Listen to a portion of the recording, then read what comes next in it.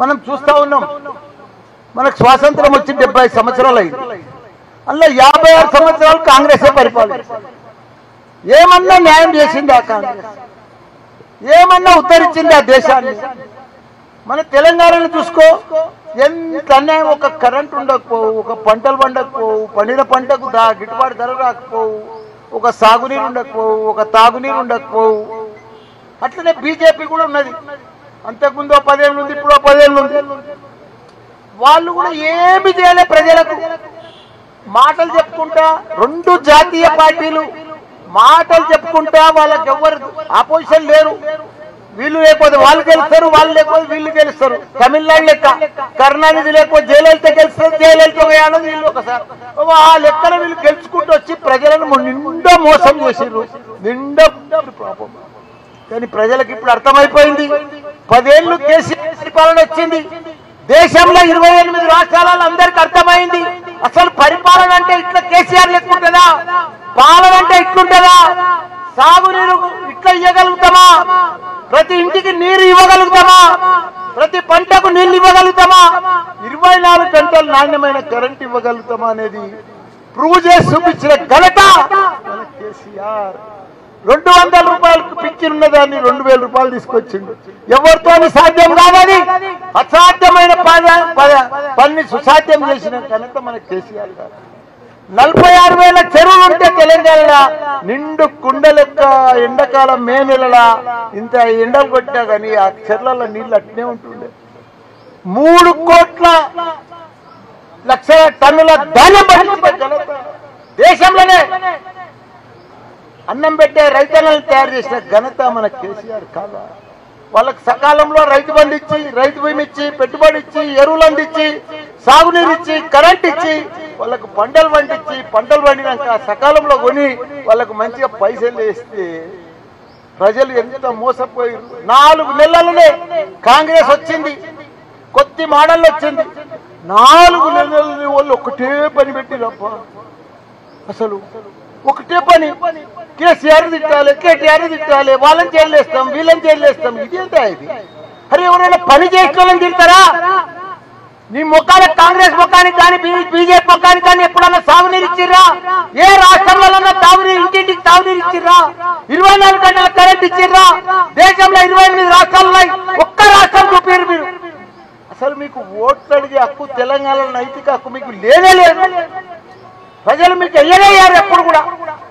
కేసీఆర్ అంత పెద్ద ఆలోచన చేసి దేశంలోనే ఒక ఆదర్శ రాష్ట్రంగా తీసుకొచ్చి ఇవన్నీ చేస్తే వాళ్ళని తండ్రి కొడుకులను టెలిఫోన్ స్కామ్ అని, ఆ స్కామ్ అని, అది కాళేశ్వరం స్కామ్ అని, చిన్న ప్రపంచంలోనే ఎత్తైన ప్రాజెక్టు కట్టిండు కాళేశ్వరం ప్రాజెక్ట్. అది చేయాలనుకుంటే చేయలే, నీళ్ళు ఇవ్వాలనుకుంటే ఇవ్వలేకపోయినాళ్ళు. ఏదో వంకబెట్టి 3 పిల్లలు ఏదో దసుకుతే దానికి వంకబెట్టుకోవడాన్ని ఆపి రైతులనంతా 1,00,000 ఎకరాలకు పొలాలు ఎండబెట్టి తాగునీరు వస్తలేదు, పంటలు పండుతలేవు. 4 నెలలైనా ఇంత ఆగమాగమా, ఇంత ఇదా?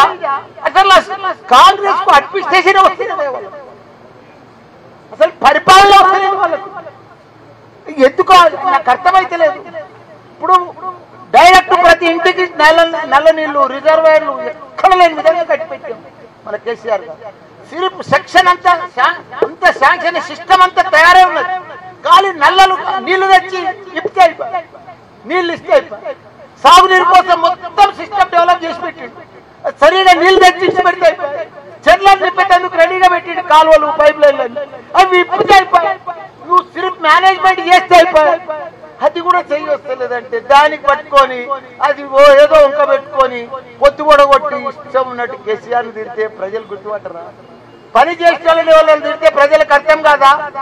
సడన్ గా కేసీఆర్ గారు బస్సు యాత్ర పోతే TV9లో మాట్లాడితే అందరికి అర్థమయ్యేటట్టు చెప్తే ప్రజలంతా కళ్ళు తెరిచి పోయమ్మో, ఇంత పెద్ద గొప్ప మహాత్ముని, ఇంత పెద్ద తెలంగాణ దేవుణ్ణి వీళ్ళు నడమంత్రం సీరియల్ వచ్చి వాళ్ళని తిడుతున్నారు. ఆ పెద్ద మనిషిని హైదరాబాద్ అంతా కూడా అమెజాన్, గూగుల్, ఫేస్బుక్, యాపిల్ కంపెనీలతో నింపి పడేస్తే ప్రపంచ 9 లక్షల మందికి ఉద్యోగాలు ఇప్పిస్తే ఆ కేటీఆర్ పట్టుకొని తిడితే, కేసీఆర్ పట్టుకొని పెట్టి వాళ్ళ బిడ్డను కూడా జైలు వేసి ఇవన్నీ చేస్తే ప్రజలు ఊపుకుంటారా చెప్పు? ఇప్పుడు MP ఎలక్షన్స్ వచ్చినాయి, గెలవాలి, ఛాలెంజ్ చేస్తారు, గెలవాలి. బాబు మా బిడ్డ నివేదిత గ్యారంటీ గెలుస్తున్నది, మా తమ్ముడు రాజీ లక్ష్మారెడ్డి గ్యారంటీ, ప్రజలంతా మా దగ్గర ఉన్నారు, మేము పని చేసినాం, నేను కూడా ఎమ్మెల్యే ఉన్నా, మంత్రి ఉన్నా, ఇక కూర్చున్నామంతా 2 సార్లు 3 సార్లు ఎమ్మెల్యేలు ఉన్నాం. మేము ప్రజలకు నీరు ఇచ్చినాం, మేము కళ్ళల్లో ఒత్తులేసుకున్నాం, కడుపు చంపుకున్నాం, రాత్రి పగలు ప్రజలేంబడి ఉన్నాం, ప్రజలకు అన్ని రకాల కూడా అభివృద్ధి చేసినాం. మాకు ఓటు అడిగే హక్కు మాకే ఉంది. ప్రజలు మేము ఎప్పుడు మోసం చేయలేదు, ప్రజలకు ఎప్పుడు మేము ఇబ్బంది పెట్టలేదు, ప్రజలకు రోజు ప్రజలలో ఉన్నాం, ప్రజల సమస్యలన్నీ కూడా పరిష్కరించుకున్నాం. ఈ రోజు ప్రజలకు పోతే ఎంత ఆదరణ వస్తుంది, ఎంత ఆదరణ వస్తుంది, ఎంత ఆదరణ వస్తుంది, అసలు మామూలు ఆదరణ లేదు. అసలు మేము పోతా ఉంటే ఇప్పుడు మా కేసీఆర్ గారు బస్ యాత్ర పోతే ఏం పబ్లిక్, ఏం పబ్లిక్, ఏం పబ్లిక్, అసలు అర్థమైతే లేదు. అసలు వాళ్ళు బీజేపీ కాంగ్రెస్ 2 దిమ్మ తిరిగిపోయి వాళ్ళు అవుట్ అయిపోయారు, వాళ్ళకి తెచ్చిపోయింది. ఓ అమ్మో రామరామ, వాళ్ళు ఫస్ట్ మంత్ ఏదో జోరు మీద ఉందనుకో, సెకండ్ మంత్ ఇక మాకే తిరుగులేదు అనుకో, థర్డ్ మంత్ వస్తే గల ఆడికాడికి అనిపిస్తుంది, ఇక ఫోర్త్ మంత్ వస్తే గల మొత్తం కుప్పకూలిపోయింది కాంగ్రెస్ బీజేపీ. లేదా ఆదరణ మీకు కూడా తెలుసు, అందుకే అవుతున్నారు మీకు. అసలు బీజేపీకి కాంగ్రెస్ కు ఓటు బ్యాంకు లేనే లేదు, ఒక లీడర్ లేడు. మా కృష్ణ 3 సార్లు గెలిచాడు, బీజేపీని కాంగ్రెస్ చూపియాడ. ఇప్పుడు మా 2-3 సార్లు గెలిచాడు, చూపిరా. ఓటు లేరు, క్యాడర్ లేరు, ఓటర్స్ అంతా ఎందుకని పని చేస్తాం. 36 ఫ్లైఓవర్లు కట్టించండి మా కేటీఆర్ గారు సిటీలో, ఎక్కడ కూడా సిగ్నల్ ఫ్రీ ప్రయాణం చేస్తే. అంత గొప్ప పని చేసిండు, వాళ్ళని పట్టుకొని వీళ్ళు మంత్రులు సీఎం కాడికి వెళ్ళి తిరుగుతురా. ఆ బీజేపీనేమో వాళ్ళు ఒక ఫేమస్ అయిపోయింది, గాడిదగుడ్డు బొమ్మ పెట్టుకొని, ఓలేమో గాడిదగుడ్డు బొమ్మ అంటారు, ఓలేమో గాడిదగుడ్డు పెట్టి అంటారు. వీళ్ళేం చేశారు? గాడిదగుడ్డు, వాళ్ళు గాడిదగుడ్డు ఇస్తే వీళ్ళేం చేశారు? గాడిదగుడ్డు తింటారా? ఇప్పుడు గాడిదగుడ్డు బీజేపీ ఇచ్చారు, మరి వీళ్ళేమి ఇచ్చారు ప్రజలకు? 2000 ఇస్తాను, 4000 ఇచ్చినవా? 15,000 ఇస్తాను ఇస్తున్నావా? నువ్వు రైతు బంధు నువ్వు మహిళలకు, మా చెల్లెళ్ళకి ఇస్తున్నావా? 2500 అవన్నీ ఇస్తేనేమో ఆ బొమ్మ పెట్టుకున్నా నడుస్తుంది. నువ్వు కూడా గాడి బొమ్మనే పెట్టుకొని, గాడి కూడా పెట్టుకొని తిరుగుతున్నావు. అది లెక్కనా? అది నువ్వు ఇచ్చినాక నేను ఇచ్చిరా 4000 ఇచ్చిరా, నేను దమ్మున్నోని, నేను సీఎం ను మాటి. సీఎం ను కేసీఆర్ ని తిరుగుతాడు, కేటీఆర్ ని తిరుగుతాడు, టేబుల్ల మీద ఒట్టేస్తారేమో. ఒట్లేస్తే వాళ్ళకి కానీ బరకత్ ఉంటుందా? ఒట్టే వాళ్ళు తింటుందా? అవనమ్మకం ఉన్నోళ్ళు, అవగాహన లేనోళ్ళు, ఆయన మీద వాళ్ళకి నమ్మకం, నా మీద నాకు నమ్మకం లేనోళ్ళు ఒట్లెప్పుడు మన పెద్ద మనుషులు చెప్తారు, హెచ్చుగాంతి కాదురా ఆయన ఒట్లు తినొద్దని చెప్తారు. మంచిది కాదురా ఒట్లు ఎప్పుడు తింటారు? వాళ్ళ పానం పోతుంటే ఒట్లు తినాలి. అట్లా నాకు మా పెద్ద అమ్మమ్మలు నాయనమ్మలు చెప్తారు, మర్చిపోయి ఒట్లు తినవద్దు. వీళ్ళు ప్రతి మీటింగ్ లో ఒట్టే తింటుండే మన సీఎం. అసలు మంచిది కాదా? తన మీద తనకు నమ్మకం లేనోళ్ళు, అవనమ్మకం ఉన్నోళ్ళు, అవగాహన లేనోళ్ళు ఇవంతా వస్తుంది. అది మంచిది కాదు. వాళ్ళు పని చేసిన ఒట్టేందుకు తింటాడా? వేసి పాడదాన్ని అప్పు. ఇప్పుడు మేము 7 లక్షలు అప్పు చేసినాము, అందులో 14 లక్షలు అప్పు చేసి, నువ్వు అప్పు చేసేసాయి 4000 వేసాయి, 2500 మా చెల్లెళ్ళకి వేసాయి. నీకేమంటున్నా చెప్పు? నిన్ను ఎవరు ఆపుతున్నారు? నువ్వు సీఎం కాదా? ఇంకా ఆపేది ఎందుక? మాట ఇచ్చినావు కదా నువ్వు, 9వ తారీఖు రైతు బంద్ చేస్తున్నావు, రైతు మాఫీ చేస్తాను. తప్పే ఉంది. 15 ఆగస్టు ఎందుకు, ఇంకా 20 ఆగస్టు ఎందుకు? చెప్పు, ఏం చేస్తే పని అయిపోతుంది కదా. కాబట్టి దయచేసి పబ్లిక్ అర్థమైపోయింది, మాకే బాధ, ప్రజలు కూడా ఇబ్బంది పడుతుంది. ఈ తిట్ల పురాణం బంద్ చేసి ప్రజలకు ఇచ్చిన మాట కట్టుబడి ఉండి పని చేసేది నేర్చుకోమని ఆ మంత్రులకు నేను కూడా ఉచిత సలహా ఇస్తాను. ఎందుకంటే అది పద్ధతి కాదు. ఓ గవర్నమెంట్ ప్రజలు మిమ్మల్ని ఎన్నుకున్నారు, 1.8% మిమ్మల్ని ఎన్నుకున్నారు. ఎన్నుకున్నప్పుడు ఎంత పర్సెంట్ మిమ్మల్ని ఎన్నుకున్నారు? మీరు సీఎం అయ్యారు, మంత్రులు, మీరు ప్రజలకు సేవ చేయండి. మీరు ఇచ్చిన మాట ఏంటి? మేము ఎందుకు మేమని తిడుతున్నామా? మేము ఏమంటున్నాం? 6 గ్యారెంటీలు చేయండి అయినా, 5 ఏళ్ళు మీరే ఉండరు అయినా, మంచిగా చేసుకోరు అంటున్నారు. బీజేపీ కూడా వాళ్ళకు ఓటాడికి అక్కిందే, వాళ్ళకి సిలిండర్ 1200 తీసుకుపోయింది. ఇప్పుడు వీళ్ళు కూడా 0 కరెంట్ అంటున్నారు, కానీ ఇవ్వనుకో 10 మందికి మేము 10,000 పంచినాం చూడు. అప్పుడు అట్లా అయిపోయింది పరిస్థితి. 10 మందికి వచ్చింది, 100 మందికి రాలేదు కరెంట్. ఉల్టా పంచాదా ఇది? వాళ్ళే తెచ్చుకున్నారు ఈ కరెంట్ 0%. కాబట్టి మీరందరూ కూడా దయచేసి ప్రజలందరూ కూడా, ఇప్పుడు సాయన బిడ్డ ఉన్నారు, ఈయన మీద కాంగ్రెస్కి వెళ్ళి వల్లిలో ఉండరా? గణేష్ ఆయన మొన్నటిదాకా ఏ పార్టీ ఉన్నాడా? బీజేపీలో మాట్లాడుకొని బీజేపీలో ఉండి మొన్న ఎలక్షన్లో వీళ్ళ అక్కతో చెల్లెలతో బీజేపీలో ఉండి నిలబడి సెకండ్ ప్లేస్ వచ్చి ఇప్పుడు మళ్ళీ కాంగ్రెస్లోకి మారవలసిన అవసరం ఏముంది?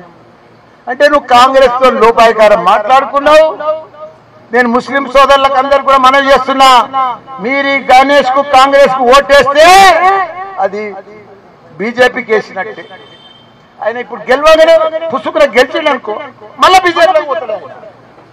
అది మాట్లాడుకోనే వచ్చిందా? అందుకే మీకు ఇదంతా మ్యాచ్ ఫిక్సింగ్ నడుస్తుంది ఇక్కడ అంతా కంటోన్మెంట్. అందుకే ప్రజలు ఎవ్వరు నమ్ముతలేరు. ప్రజలు ఎవరు నమ్ముతున్నారు?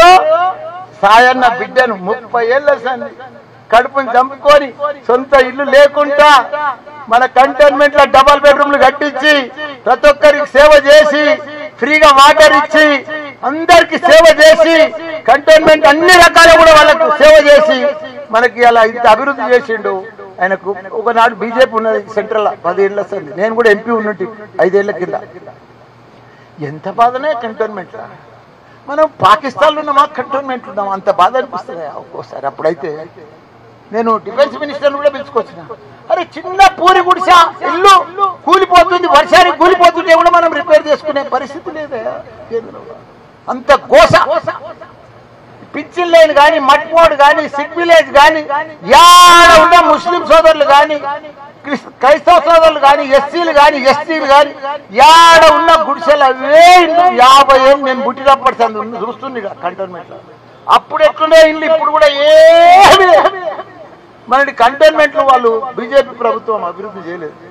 ఇప్పుడు మన రాగిడి లక్ష్మారెడ్డి అన్న ఎంపీ అయిందనుకో, నా లెక్క దుమ్ము లేపుతాడు. దయచేసి అందరికి కూడా చెప్తున్నా, మన రాగిడి లక్ష్మారెడ్డిని ఎంపీ గెలిపియాలి. గెలుస్తున్నాడు. ఇంతమంది ఎమ్మెల్యేలు ఉన్నాయా? డైరెక్ట్ రమ్మని ఛాలెంజ్ కూడా చేస్తాం మేము.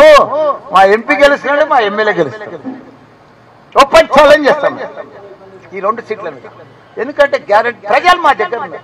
మేము ప్రజలకు సేవ చేస్తాం, అన్ని రకాల సేవ చేస్తాం. మేము మాకు ఓటు అడిగే హక్కు ఉన్నది కాబట్టి మాకు ఆ నమ్మకం కూడా వచ్చింది.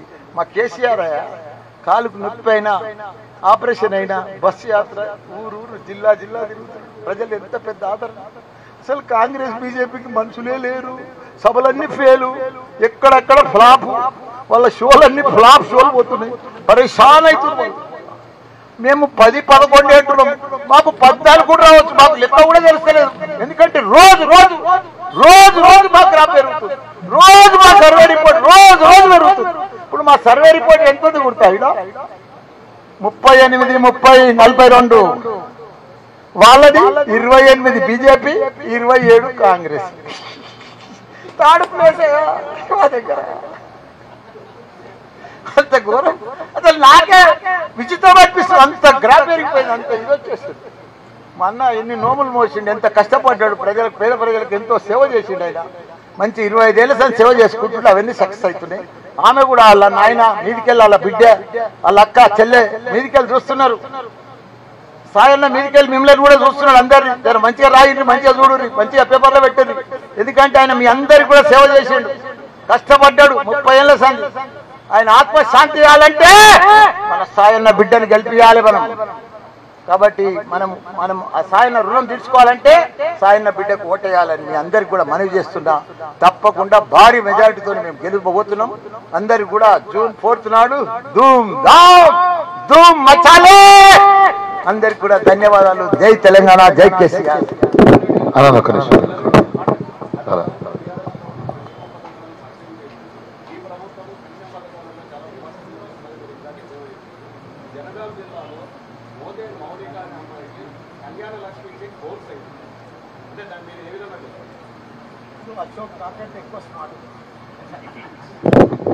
లక్ష్మి, కళ్యాణ లక్ష్మి బోన్స్ అయిందంటే ఏ గవర్నమెంట్ లో అయినట్టు?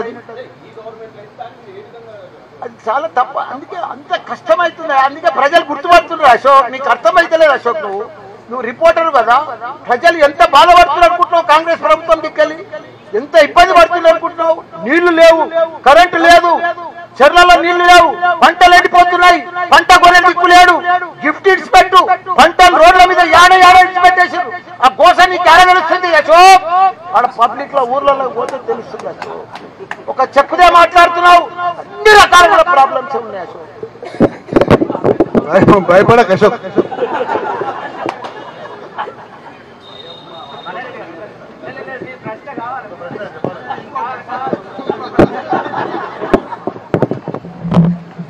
ఓకే, థ్యాంక్ యూ అందరికీ.